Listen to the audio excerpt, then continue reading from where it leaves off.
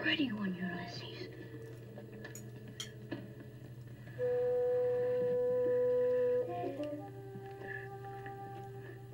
There it is. Hello BookTube, I'm Sean the Book Maniac. Welcome back to my channel. Today I'm going to do part 1 of my December book haul because I think it's going to be huge by the time I get back from Canada, which will be December 31st.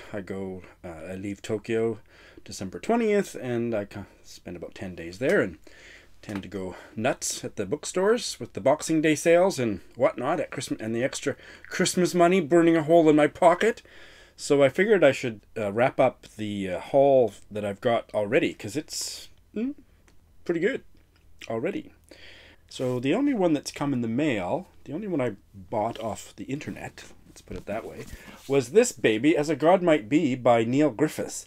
What a chunkster, and what a beautiful book. It just feels so wonderful in your hand. I can't wait to read it. Certainly love the physicality of this book. It's just an object to fondle. Oh, I'm sorry. I should say, for all two of you who don't know what this book is or who Neil Griffiths is, Neil Griffiths is a booktuber. And this is his, I don't know, third or fourth novel. I don't know his back list at all, but certainly check out his channel. That's why if I don't like this novel, I'm not going to do a negative review of a fellow booktuber's output. But I don't think that... I have an inkling. I'm going to at least really like it and hopefully love it. So here's the opening paragraph. He built a house and next to it a church. He had never worked with his hands before and new skills were needed. A great arc of learning, distribution of load, local geology, the ebb and flow of team morale. Within days, his intention to build alone, by an act of will, had become a shared enterprise, a job of work. There were no miracles. It would cost lives. I'm intrigued. I've actually, in deciding whether to try this book, I got the Kindle preview and read the first 3 or 4 pages and was hooked. So the rest of my book haul is in 2 batches. The first batch is Litsy's Secret Santa Gift Exchange, where we are, once we sign up to do it, we're matched with a Secret Santa who peruses our TBR both on Litsy and on Goodreads and chooses a box of books to send to us. So the rules for this are you're not supposed to open it until December 20th, midnight or something like that. Well, I'm going to be flying on December 20th, and I wanted to do this haul, so I have already opened it, breaking the rules, so maybe I'm just going to get a lump of coal next Christmas, hey? My Secret Santa chose very well, so I have not read any of these, and these all look fantastic, and they were informed by my TBR, but I think only two were on my TBR, so she put a lot of creativity into choosing books inspired by what I had on my TBR, and I love that. So the first one, I've never heard of it. The author is Eric Fay, a French writer, a novella called Nagasaki. Never heard of him, never heard of this book, and it's 100 pages. I'm not going to read the opening sentences or paragraphs unless they really are striking. I'm going to read the synopsis on the inside flap. In a house on a suburban street in Nagasaki, meteorologist Shimura Kobo lives quietly on his own, or so he believes. Food begins to go missing. Perturbed by this threat to his orderly life, Shimura sets up a webcam to monitor his home. But though eager to identify his intruder, is Shimura really prepared for what the camera will reveal? Based on real-life events, this prize-winning novel is a moving tale of alienation in the modern world. So yes, apparently the author's note is more explicit, and this is translated into the English. It's based on a news story that appeared in several Japanese newspapers in May 2008. Very interesting. This is such a short little one. I think this is going in my travel bag to read on the plane or read while I'm at home. I think so. The Thief and the Dogs by Naguib Mahfouz, the famous Egyptian novelist. This is another of his novels that I don't know anything about. It's about a Newly released ex-convict, young Egyptian man that re-enters society after serving his time. Once more he breathed the air of freedom, but there was stifling dust in the air, almost unbearable heat, and no one was waiting for him. Nothing but his blue suit and gym shoes. Next, a Danish novel that I know absolutely nothing about, Silence in October by Jens Christian Grondal. The story itself doesn't necessarily sound that interesting. It's about a man who's putting his life back together after his 18-year marriage breaks up. But could be interesting. It would be my first Danish novel. This one was on my TBR. Look at this. That bright neon cover. I kind of love it. Necropolis by Jeet Tyal. An Indian novel about the underground drug culture in 1970s Bombay. Not necessarily something that I would pick based on that synopsis, but so many people have raved about it, and somebody on YouTube, I can't remember who I recently saw, but I have had it on my TBR for most of this year. The first sentence of the prologue is the entire prologue, 7 pages, so I'm just going to read you the first page. But this is stunning. Listen to this. Bombay, which obliterated its own history by changing its name and surgically altering its face, is the hero or heroine of this story, and since I'm the one who's telling it and you don't know who I am, let me say that we'll get to the who of it, but not right now, because now there's time enough not to hurry. To light the lamp and open the window to the moon, and take a moment to dream of a great and broken city, because when the day starts its business, I'll have to stop. These are nighttime tales that vanish in sunlight like vampire dust.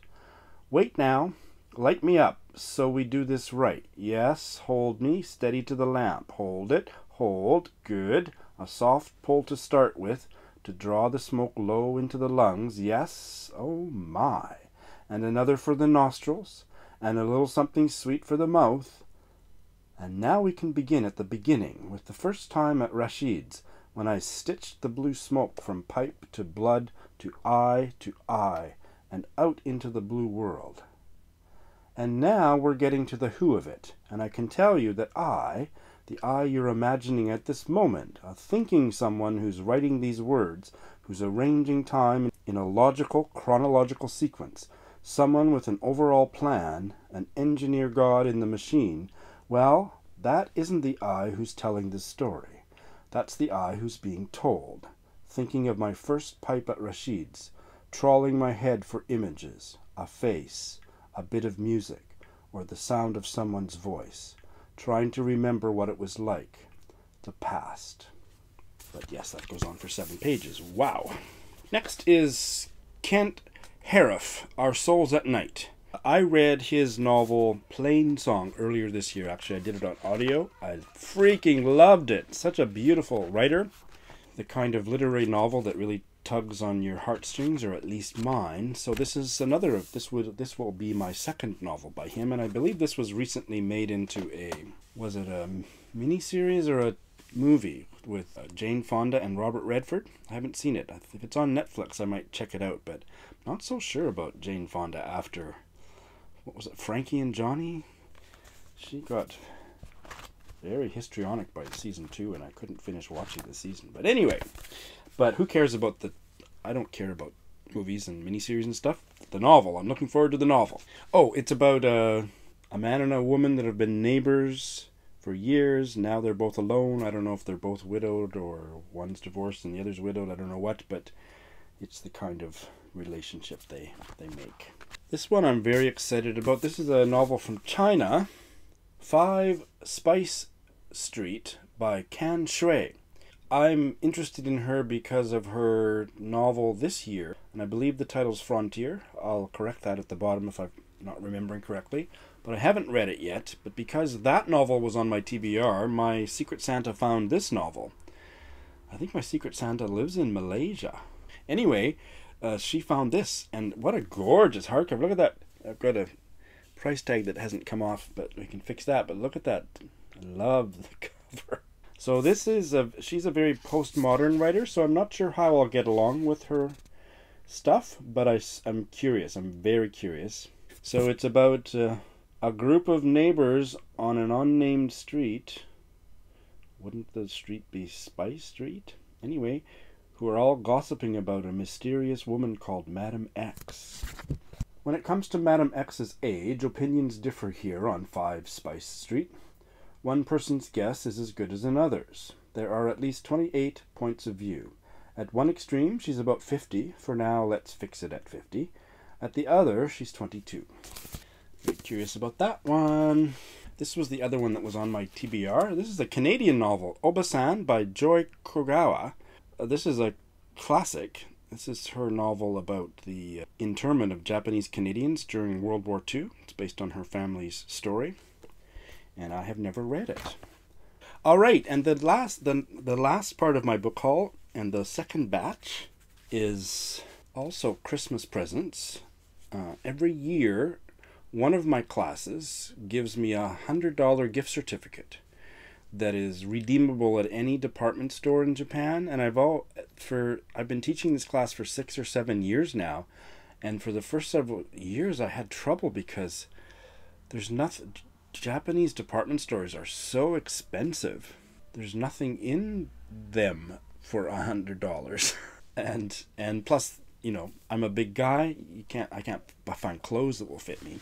But last year I found out that it's also redeemable at the best English language bookstore in Japan, Kinokuniya, the one at Shinjuku.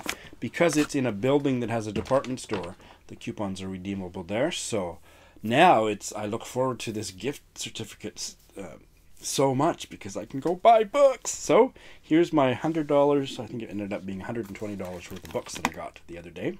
Oh, and just a little shout out to Peg, because I was really excited about Peg's list of the something consciousness prize. I don't have the name of that prize in my head, but it's actually one that Neil Griffiths, whose book we started this haul with, created that prize. And the only one off that list that I could find was that I was intrigued by. I think it's called Compass by somebody Enard, E-N-A-R-D. It failed the page 112 test. I thought it was really boring and dry prose. So, Peg, talk to me. Convince me. Because I was going to buy it at the bookstore and failed the page 112 test. So, this is my haul from Kinokuniya. First, this one came out in 2016, I believe. The Story of My Teeth by Valeria Lucelli, who I always thought, until I flipped through the book more closely, was a Italian writer, but no, she's a Mexican writer, so that's interesting. And this is a crazy novel. I wasn't sure for a long time whether it would be for me, and of course I still don't know, but I've heard a few really good reviews on BookTube, I think, or elsewhere, podcasts recently, and thought, you know what, I need to try this. So I've got it. It is about a man. He is an auctioneer, and he has really bad teeth. But he also collects teeth from famous people. He has teeth from Plato, Petrarch, and Virginia Woolf. So in order to get new teeth for himself, he's selling off his very valuable collection of famous people's teeth. And that's the story. Yeah, it's going to be a wild ride. I'm the best auctioneer in the world, but no one knows it because I'm a discreet sort of man. My name is Gustavo Sanchez, though people call me Highway. I believe with affection. I can imitate Janis Joplin after 2 rums. I can interpret Chinese fortune cookies. I can stand an egg upright on a table, the way Christopher Columbus did in the famous anecdote. I know how to count to 8 in Japanese. Ichi, ni, san, shi, go, raku, shichi, hachi. I can float on my back. Now this one comes from a video Peg did on the Canadian Governor General's Award shortlist, and I was really pleased to find it in Tokyo. This is All the Beloved Ghosts by Alison MacLeod. I had not heard of her until Peg raved about this book of short stories. She's Canadian born, has been living in the UK since I was 20 years old, so that's a while ago, 30 years ago. Canada's literary prizes, I don't know if it's the same in the US and the UK. If anybody knows, let me know, because I think it is a little bit strange. It's a little bit too wide open. It's a little bit too Canadian. If you're born in Canada, even if you'd left the country at the age as a baby, you're still eligible for the Canadian literary prizes. So she was nominated, and what's the one that left as a baby? Put my finger on it now. Anyway, one of the other nominees has lived in America since she was like 1 or 2 years old, and she still gets every book she's written has been nominated for the Governor General's or the... Yeah, I'm not sure about that, but what would Justin Trudeau say? Mr. Harper, against this country. A Canadian is a Canadian is a Canadian. You devalue the citizenship of every Canadian in this place and in this country when you break down and make it conditional for anyone. So let's go with that. This is the newest issue of Granta, the literary journal. I don't read literary journals ever. Maybe I should, and I'm going to start with this. This is their Canadian issue, and it was edited by my favorite writer at the moment, Madeleine Tien, the author of Do Not Say We Have Nothing, and a Quebecois writer who I have yet to read, Catherine Leroux. And it's got some essays, poetry, short stories, photographic essays, you name it. Including a short story by Anosh Irani, who both Eric and Camille have raved about his new novel about the Indian Hijraz. And the one I wanted to make a little bit of a joke about, Rawi Hadj. I wonder who Rawi Hadj had to sleep with to get into this book. I'll let you Google that one. I've never read him. I assume he's a good writer, but just couldn't help being a little bitchy. Next, I have wanted to read this book since I first heard about it almost 2 years ago. It was nominated for the Man Booker Prize in 2012. The Garden of Evening Mists by Tuan Eng, who is a Malaysian writer who divides his time between Kuala Lumpur and Cape Town, South Africa, which is fascinating. This novel is about a Malaysian woman who wants to build a memorial to her sister who was killed during the Japanese occupation of Malaysia, and she ends up becoming an apprentice to a gardener in Malaysia, Aritomo, who used to be the Japanese emperor's gardener, and it's that story. Sounds just fascinating, and I think the gardener is gay. I think I heard that along the way, and so yeah, it's kind of a gay part to it. On a mountain above the clouds once lived a man who had been the gardener of the Emperor of Japan. Not many people would have known of him before the war, but I did. He had left his home on the rim of the sunrise to come to the central highlands of Malaya. I was 17 years old when my sister first told me about him. A decade would pass before I traveled up to the mountains to see him.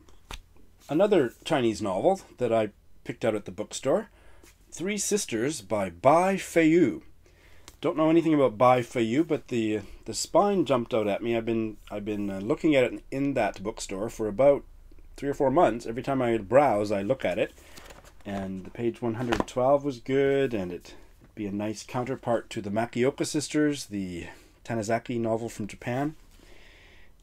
It's set, I think, in the Cultural Revolution, so it's not going to be a happy story.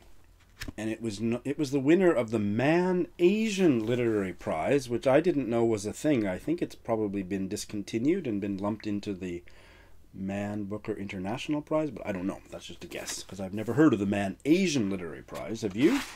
It won it in 2011. Oh, Bai Feiyu is a man. I hadn't even read the blurb. Why did I assume because it was about three sisters that it would be by a woman? The Makioka Sisters was written by a man. The Three Sisters play was written by a man, so... Challenge! Tell me the name of a book, a novel, about three sisters written by a woman. There must be some, but And now I can't think of any. Little 8 was barely a month old when Shi Guifang handed him over to her eldest daughter, Yumi. Outside of taking him to her breast several times a day, she showed no interest in her baby. In the normal course of events, a mother would treat her newborn son like a living treasure, cuddling him all day long. But not Shi Guifang. The effects of a month-long lying in had been the addition of some excess flab and a spirit of indolence. She seemed to sag, albeit contentedly, but mostly she displayed the sort of relaxed languor that comes with the successful completion of something important. Oh, the last book. Now this one was impulsive, but I did do a page 112 test, and this has an amazing page 112, but I'll probably do a page 112 tag video with it. The opening was nothing, the opening paragraph's nothing special, or it's interesting, but the page 112 is stunning. So I'm not going to read from it now, but this is a brand new novel out of Singapore, and it was written in English. It wasn't translated. State of Emergency by Jeremy Tiang. And it's about a family and a bunch of, the characters are all set in the tumultuous days of leftist movements and political detentions in Singapore and Malaysia from the 1940s to the present. I don't know very much, if anything, about that. So, and like I say, the page 112 is stunning. It's a debut novel. And I also like the cover. So that is my part 1 book haul. Let's see how much I haul back from Canada and whether I have to pay an extra excess weight fee to get them back to Tokyo. No, I can't afford that. Those excess weight charges are ridiculous. Anyway, thanks for watching.